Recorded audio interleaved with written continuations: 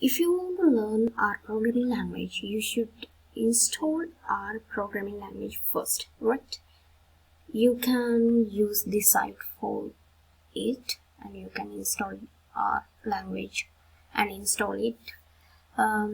You should get RStudio or something for running to run your code, right?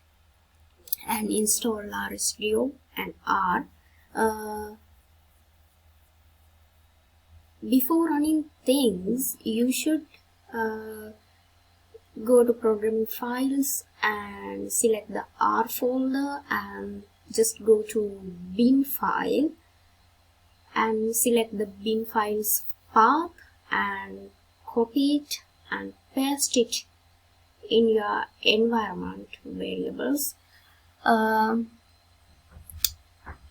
just click OK and open your RStudio. After that, I want to print hello, right?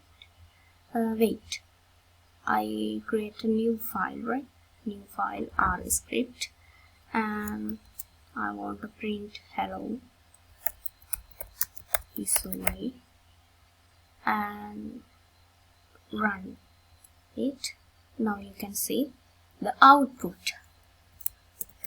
I can print this as well as, right? This is the R programming language for beginners.